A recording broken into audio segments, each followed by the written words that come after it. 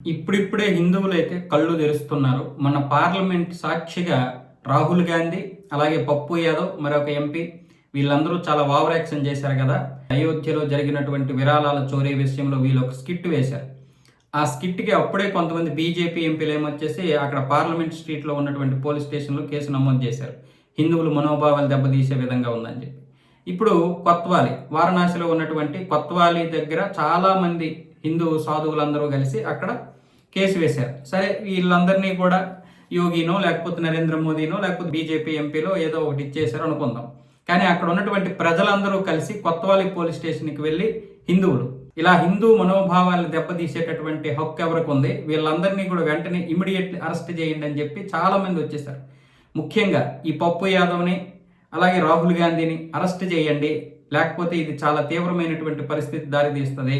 ఇప్పుడు రాహుల్ గాంధీ గారు ఏ రోజైనా అయోధ్యకు వచ్చారా? ఒక్క రూపాయిని హుండీలో వేశారా?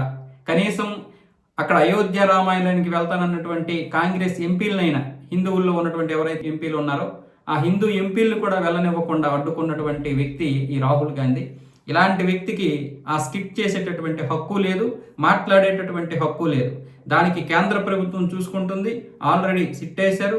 ఇది సుప్రీంకోర్టులో నడుస్తున్నటువంటి కేసు కూడా కాబట్టి దీని గురించి మాట్లాడే హక్కు కాంగ్రెస్ ఎంపీలకి ఎవరికీ కూడా లేదని చెప్పి ఇప్పుడు వారణాసి హిందువులందరూ కూడా, ఎవరైతే అక్కడ కాంగ్రెస్ వీళ్ళు ఉంటారు కదా, కాంగ్రెస్కి చెందినటువంటి ప్రతినిధులు, అక్కడక్కడ ఈ సమాజ్వాదీ పార్టీ ఎమ్మెల్యేలు కొంతమంది ఉన్నారు కదా, వాళ్ళందరి మీద దాడి చేస్తున్నారు. వాళ్ళు సిగ్గుందా మీకు? కనీసమైన సిగ్గు, లజ్జ, మానం, మర్యాద ఉందా మీకు? ఎవడరా అసలు ఈ హక్కు ఇచ్చాడు మీకు? మీరు రూపాయిని వేయలేదు, కనీసం మీరు అక్కడికి వెళ్ళి సందర్శించలేదు. పైగా బాబ్రీ మసీదుని నిర్మిస్తామన్నారు. మీకేంటి దీని గురించి సంబంధం అని చెప్పి వాళ్ళు అడుగుతున్నారు. అసలు బీజేపీ వాళ్ళు దీని గురించి మాట్లాడడం లేదు, కానీ ప్రజలు మాట్లాడుతున్నారు. బీజేపీ వాళ్ళు ఎవరు కూడా మీకేంట్రా హక్కు దీని గురించి, మీరు వచ్చారా, చేశారా, మరి ఎందుకు ఈ విషయాలు వాళ్ళు మాట్లాడలేదు? కానీ ప్రజలకు మాత్రం ఇప్పుడు అర్థమైంది. ఇదంతా కూడా ఒక పక్క ప్లాన్ తోటే వీళ్ళు ఇచ్చేస్తున్నారు. వాస్తవంగా జరిగింది, అక్కడ జరిగితే ఎవరు తీసుకున్నారు?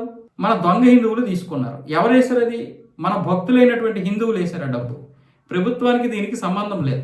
కాంగ్రెస్ వాళ్ళకైతే అస్సలు దీని గురించి మాట్లాడే హక్కే లేదు. ఇంత పెద్ద ప్రాజెక్ట్, ఇంత పెద్ద ఒక ఉద్యమం, ఇంత పెద్ద హిందువులకు చెందినటువంటి ఒక విజయం, వందల సంవత్సరాలు, 5 శతాబ్దాలు, దశాబ్దాలు కాదు, 5 శతాబ్దాలుగా పోరాడుతూ వస్తున్నటువంటి దీని మీద హిందువుల మనోభావాలు ఎవడూ పట్టించుకోలేదు. సరే, ఇప్పుడు బీజేపీ వచ్చి పోరాడి న్యాయంగా గెలిచింది. అటు ఇరు వర్గాలకి ఎటువంటి ఇది లేకుండా ఆ రామాలయాన్ని నిర్మిస్తే ఒక్కడ కూడా రాకపోగా మళ్ళీ అవమానించేలా మాట్లాడటం, బాబ్రీ మసీదుని నిర్మిస్తామని ఇదే రాహుల్ గాంధీ మాట్లాడాడు. ఇప్పుడేమొచ్చేసి స్కిట్లు వేసేస్తున్నాడు విరాళాల చోరీ మీద. నీకెందుకు? నువ్వు రూపాయిని వేయవు, నువ్వు వచ్చింది మాట్లాడింది లేదు, నువ్వు మొక్కవు, నీకెందుకు? నీకేంటి సంబంధం? నీకు అసలు హిందువులకి రాముడికి నీకేంటి సంబంధం చెప్పు? పొన్ను నువ్వేమైనా హిందువువా? హిందువు కూడా కాదు.